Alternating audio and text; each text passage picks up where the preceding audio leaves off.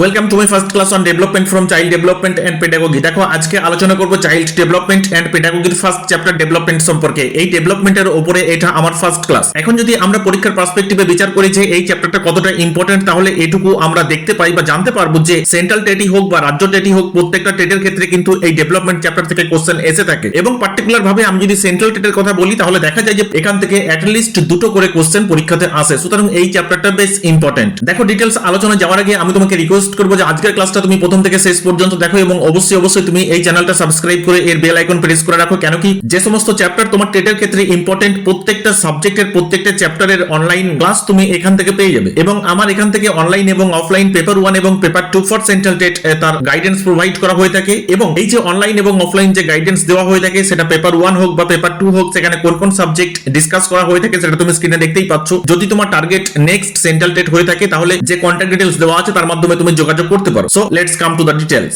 দেখো আজকে আমাদের আলোচনার যে সাবজেক্ট সেটা চাইল্ড ডেভেলপমেন্ট এন্ড পেডাগোগি। প্রথমেই দেখা যাচ্ছে এখানে সিলেবাস সম্পর্কে বলা আছে। এখন এই চাইল্ড ডেভেলপমেন্ট এন্ড পেডাগোগির যে ডিটেইল সিলেবাস আছে, সেখানে কটা চ্যাপ্টার আমাদের পড়তে হবে, সেখানে অ্যাটলিস্ট যদি আমরা দেখি তাহলে দেখা যাবে যে এখানে 23টা চ্যাপ্টারস আমাদের পড়তে হবে, অর্থাৎ লাস্ট চ্যাপ্টার যেটা কিনা ন্যাশনাল এডুকেশন পলিসি 2020। প্রত্যেকটা চ্যাপ্টার থেকে কিন্তু কোশ্চেন পরীক্ষাতে সেট করা হয়ে থাকে। তাহলে আজকে যেহেতু আমাদের ফার্স্ট চ্যাপ্টারটাই ডিসকাস করার কথা, তাহলে আজকে আমরা আলোচনা করব concept of development and its relationship with learning. দেখো কনসেপ্ট অফ ডেভেলপমেন্ট, এখন এখানে আমাদের প্রথমেই জানতে হবে যে ডেভেলপমেন্ট কথাটির অর্থ কি। The term development refers to the various qualitative, যেটা কিনা নন মেজারেবল। এখানে একটা জিনিস খেয়াল রাখবে, এই যে বলা হচ্ছে development refers to the various qualitative and quantitative changes taking place simultaneously with the changes in growth. এখানে দেখো আমরা দুটো জিনিস পেলাম, একটা হচ্ছে কোয়ালিটেটিভ, আরেকটা কি, আরেকটা হচ্ছে কোয়ান্টিটেটিভ। এখান থেকে তোমাকে নোট করতে হবে যেটা কিনা কোয়ালিটেটিভ সেটা হচ্ছে নন মেজারেবল, অর্থাৎ এটাকে কোনোভাবেই আমরা মেজারমেন্ট করতে পারি না। And quantitative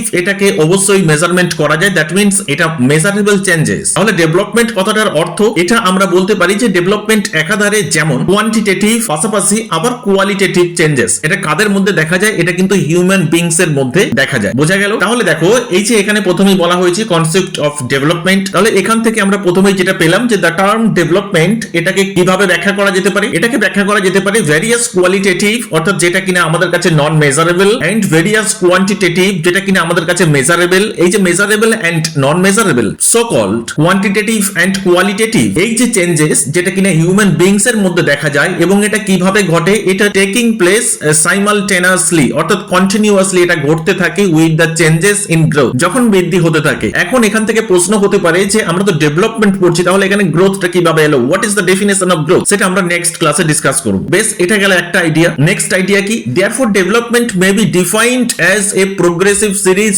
of mannered। এটা কিন্তু পরীক্ষাতে কোশ্চেন এসেছিল সিটেট এর ক্ষেত্রে, যে ডেভেলপমেন্ট কে কি এইভাবে ডিফাইন করা যেতে পারে, progressive series of mannered and coherent changes. এখানে কি বলা হচ্ছে? দেখো প্রোগ্রেসিভ সিরিজ অফ ম্যানার্ড, অর্থাৎ আমাদের যে আচার ব্যবহার তার যে কন্টিনিউয়াস চেঞ্জেস, সেটা লজিক্যাল হতে পারে, সেটা কনসিস্টেন্ট হতে পারে, সেটা কোহেরেন্ট হতে পারে, তো তাকে আমরা ডেভেলপমেন্ট বলে থাকি। আবার অপরদিকে the word development indicates the changes related to growth. অপরদিকে এখানে বলা হচ্ছে ডেভেলপমেন্ট এটাকে ইন্ডিকেট করে, এটা ইন্ডিকেট করে the changes related to growth, যখন হিউম্যান বিংস এর বৃদ্ধি হতে থাকে, সেই বৃদ্ধি প্রক্রিয়া চলাকালীন তার মধ্যে যে চেঞ্জেস গুলো আমরা লক্ষ্য করে থাকি, এন্ড মুভস টুয়ার্ড ম্যাচুরিটি। এবং একটা শিশু যখন সে ম্যাচুরিটি স্টেজের দিকে ধীরে ধীরে পৌঁছাতে থাকে, তো সেই ম্যাচুরিটি চলাকালীন তার মধ্যে যে সমস্ত চেঞ্জেস গুলো আমরা লক্ষ্য করতে পারি, সেটাকে আমরা ডেভেলপমেন্ট বলতে পারি। In other words development can be described as growth in physical. তাহলে ফাইনালি আমরা কি বলতে পারি? ডেভেলপমেন্ট ক্যান বি ডেসক্রাইবড, ডেভেলপমেন্টকে আমরা এইভাবে ভি এক্সপ্লেন করতে পারি in physical, mental and emotional state of an individual. অর্থাৎ প্রত্যেকটা ব্যক্তির যে ফিজিক্যাল চেঞ্জেস, যে মেন্টাল চেঞ্জেস এন্ড যে emotional changes, state of emotional changes, সেটাকে কিন্তু আমরা বলতে পারি ডেভেলপমেন্ট। চলো নেক্সট আরো কি বলা হচ্ছে? In the process of development. এখন এখান থেকে বেশ কিছু ইম্পর্টেন্ট কি পয়েন্টস একটু নোট করে রাখার চেষ্টা করো। এখানে কি বলা হচ্ছে দেখো, in the process of development new abilities and characteristics get manifested and there is a progressive change in the behaviour of an individual. অর্থাৎ প্রত্যেকটা ব্যক্তির ক্ষেত্রে একটা শিশু যখন ছোট থেকে ধীরে ধীরে ম্যাচুরিটি স্টেজের দিকে অগ্রগতি হতে থাকে, তখন তার মধ্যে যে সমস্ত নিউ এবিলিটিস, নতুন নতুন যে দক্ষতা এবং তার মধ্যে যে নতুন নতুন বৈশিষ্ট্য প্রকাশ পায়, সেটাকে আমরা বলতে পারি ডেভেলপমেন্ট। এবং এই যে নতুন দক্ষতা এবং নতুন বৈশিষ্ট্যের যে পরিবর্তন, progressive change in behaviour of an individual, সেটাকে আমরা বলতে পারি কিন্তু ডেভেলপমেন্ট। আরো কি বলা হচ্ছে? Definition of development given by various thinkers are given below. দেখো এখানে ডেফিনেশন সম্পর্কে বিভিন্ন থিঙ্কার্সরা কি বলেছেন, এখান থেকে সব থেকে যেটা বেশি ইম্পর্টেন্ট সেটা হচ্ছে অ্যান্ডারসন এন্ড ওয়ার্নার। এছাড়াও এখানে কিন্তু বেশ কয়েকজন থিঙ্কার্স এর কথা বলা হয়েছে, তার মধ্যে যদি আমরা সারের কথা বলি, টেলফোর্ডের কথা বলি এন্ড জার্সিল্ডের কথা বলি, তাহলে তারা কি বলেছেন। Development refers to the complex set of process. তাহলে এখান থেকে একটা আইডিয়া আমরা পেলাম যেটা হচ্ছে টার্ম কমপ্লেক্স। তাহলে ডেভেলপমেন্ট একটা complex process, set of process involved in the emergence of A mature functioning organism from fertilised ovum. 2 নম্বর হার্লক কি বলছেন, ডেভেলপমেন্ট ইজ নট লিমিটেড। তার মানে ডেভেলপমেন্ট হচ্ছে লিমিটলেস। দেখো একদম ইনফ্যান্সি থেকে ম্যাচিউর স্টেজ পর্যন্ত এই যে একটা লম্বা জার্নি, এই লং জার্নিতে আমরা যে সমস্ত নলেজ গুলো গেইন করে থাকি, আমরা যে সমস্ত স্কিল গুলো গেইন করে থাকি, সেগুলো তো প্রথমত নন মেজারেবল এবং সেগুলো কিন্তু লিমিটলেস। এই জন্য এখানে বলা হচ্ছে যে ডেভেলপমেন্ট ইজ নট লিমিটেড, তাকে তুমি কখনোই লিমিটেড করতে পারবে না। তার মানে ঘুরিয়ে আমরা বলতে পারি development is limitless to growing layer. Instead it consist of progressive series of changes towards the goal of maturity. এবং একটা শিশু যখন ধীরে ধীরে ইনফ্যান্সি স্টেজ থেকে ম্যাচুরিটি স্টেজের দিকে যেতে থাকে, তখন কি দেখা যাচ্ছে, consist of progressive series of changes. Note this point, consist of progressive series of changes. তার মধ্যে যে সমস্ত পরিবর্তনগুলো দেখা যায় towards the goal of maturity, তাকে আমরা ডেভেলপমেন্ট বলতে পারি। এবং এখানে হার্লক এটা भी বলছেন, ডিউ টু ডেভেলপমেন্ট, এই ডেভেলপমেন্টের কারণে new abilities grow in a man. প্রত্যেকটা ব্যক্তির মধ্যে কি দেখা যায়, নতুন নতুন যে সমস্ত দক্ষতা সেগুলো সে অর্জন করতে থাকে বা সেগুলো ইনকর্পোরেট হতে থাকে তার চরিত্রের মধ্যে, তার বৈশিষ্ট্যের মধ্যে। নেক্সট 3 নম্বর, অ্যান্ডারসন কি বলছে, development is concerned with growth as well as those changes in behaviour which result from environmental situation. দেখো আমরা সাধারণত সমাজবদ্ধ জীব এবং আমরা পরিবেশেই বেড়ে উঠি। এই পরিবেশে যখন আমরা বেড়ে উঠি, আমাদের সেই চাইল্ডহুড থেকে স্টেজ অফ ম্যাচুরিটি, এই যে একটা লম্বা জার্নি, এখানে এই পরিবেশে এই লম্বা জার্নি চলাকালীন আমরা যে সমস্ত স্কিল গুলোকে রপ্ত করতে থাকি বা অ্যাকুরেট করতে থাকি, তার ফলে কি হয়, আমাদের মধ্যে একটা পরিবর্তন দেখা যায়, আমাদের আচার ব্যবহার তার মধ্যে একটা পরিবর্তন দেখা যায়। এই জন্য এখানে বলা হয়েছে, অ্যান্ডারসন বলছেন, development is concerned with growth as well as those changes. এটা যে শুধুমাত্র গ্রোথ এমনটা নয়, পাশাপাশি প্রত্যেকটা ব্যক্তির মধ্যে যে সমস্ত চেঞ্জেস গুলো আছে এবং চেঞ্জেস ইন বিহেভিয়ার, তার আচার আচরণের মধ্যে যে সমস্ত পরিবর্তন গুলো আছে, এবং তার একটাই কারণ কেন এগুলো দেখা যায়, তার কারণ ফ্রম এনভায়রনমেন্টাল সিচুয়েশন। সে যে পরিবেশে আছে সেই পরিবেশ থেকে সে বিভিন্ন দক্ষতা অর্জন করে থাকে, তার ফলে তার মধ্যে যে সকল পরিবর্তন দেখা যায় সেটাকেই আমরা ডেভেলপমেন্ট বলতে পারি। আবার ওয়ার্নার কি বলছেন, ডেভেলপমেন্ট কনসিস্ট অফ 2 প্রসেস। এই যে 2 প্রসেস যার কথা বলা হচ্ছে সেটা কি, সেটা একটা হচ্ছে ইন্টিগ্রেশন এবং অপরটা হচ্ছে ডিফারেন্সিয়েশন। এখন এই যে ইন্টিগ্রেশন যার কথা বললেন, ইন্টিগ্রেশন এবং ডিফারেন্সিয়েশন, এটা নিয়ে আমরা পরবর্তীকালে ডিটেইলস আলোচনা করব। এখন যদি আমরা ডেভেলপমেন্টের ক্যারেক্টারিস্টিক্স গুলো একটু দেখি, তাহলে কি দেখা যাবে। Number 1, the process of development continues from the moment of conception until the individual reaches maturity. তার মানে দেখো এটা একটা কন্টিনিউয়াল প্রসেস। কিরকম বলা হচ্ছে, continuous from the moment of conception, যখন থেকে একটা শিশুর মধ্যে ধারণার সৃষ্টি হয়, সেই ধারণার থেকে, সেই ধারণার যে পর্যায়, সেই পর্যায় থেকে যখন সে ম্যাচুরিটি স্টেজ পর্যন্ত পৌঁছায়, অর্থাৎ ম্যাচুরিটি স্টেজ বলতে আমরা কি বলতে পারি, 60+। সেই ম্যাচুরিটি স্টেজ, এই যে লম্বা একটা জার্নি, এখানে কিন্তু ডেভেলপমেন্ট চলতে থাকে। এই জন্য পয়েন্ট নাম্বার 1 এ বলা হয়েছে, process of development continues from moment of conception. তাহলে ডেভেলপমেন্ট কতদিন চলতে থাকে, from the moment of conception until the individual reaches maturity. যতদিন পর্যন্ত না সেই ব্যক্তি তার ম্যাচুরিটি স্টেজে পৌঁছাচ্ছে, ততদিন পর্যন্ত কিন্তু তার ডেভেলপমেন্ট চলতে থাকে। Number 2, development occurs in an orderly manner. Note this point, development কিন্তু সবসময় অর্ডারলি ম্যানারে হয়ে থাকে এবং সার্টেন সিকোয়েন্স এবং সিকোয়েন্সলি। এবং সেটা কি রকম, সেটা বলা যেতে পারে, দেখো ইনফ্যান্সি থেকে চাইল্ডহুড, চাইল্ডহুড থেকে লেট চাইল্ডহুড, তারপরে অ্যাডোলেসেন্স, তারপরে আসছে ম্যাচুরিটি। এই যে এতগুলো স্টেজ আছে, প্রত্যেকটা স্টেজ 1 বাই 1 কিন্তু আসতে থাকে। কখনোই ইনফ্যান্সির পরে হঠাৎ করে অ্যাডোলেসেন্স স্টেজ বা পিরিয়ড এসে যাবে না। তাহলে এই ইনফ্যান্সি পিরিয়ডে কি দেখা যায়, এই ইনফ্যান্সি পিরিয়ডে দেখা যায় যে কোনো একজন শিশু, সে তার মধ্যে বিশেষ কিছু ডেভেলপমেন্ট দেখা যাচ্ছে। আর্লি চাইল্ডহুড, এই আর্লি চাইল্ডহুড স্টেজে একজন শিশুর মধ্যে বিশেষ কিছু ডেভেলপমেন্ট লক্ষ্য করা যায়। তারপরে লেট চাইল্ডহুড, এখানে भी বিশেষ কিছু ডেভেলপমেন্ট লক্ষ্য করা যায়। অ্যাডোলেসেন্স পিরিয়ড, এখানে भी বিশেষ কিছু ডেভেলপমেন্ট লক্ষ্য করা যায়। এবং ম্যাচুরিটি, এখানে भी বিশেষ কিছু ডেভেলপমেন্ট লক্ষ্য করা যায়। এখান থেকে কখনোই এটা হবে না যে ম্যাচুরিটিতে গিয়ে একজন ব্যক্তির মধ্যে যে ডেভেলপমেন্ট গুলো লক্ষ্য করা যাচ্ছে সেগুলো হঠাৎ করে ইনফ্যান্সি পিরিয়ডে সেই শিশুর মধ্যে লক্ষ্য করা যাবে। সুতরাং এই যে ডেভেলপমেন্ট, এটা সবসময় অর্ডারলি হয়ে থাকে এবং সিকোয়েন্সলি হয়ে থাকে। Number 3, development is both qualitative and quantitative. একটু আগেই আমরা দেখলাম কোয়ালিটেটিভ যেটা কিনা নন মেজারেবল এন্ড কোয়ান্টিটেটিভ যেটা কিনা measurable. As the child grows physically, যখন একটা শিশু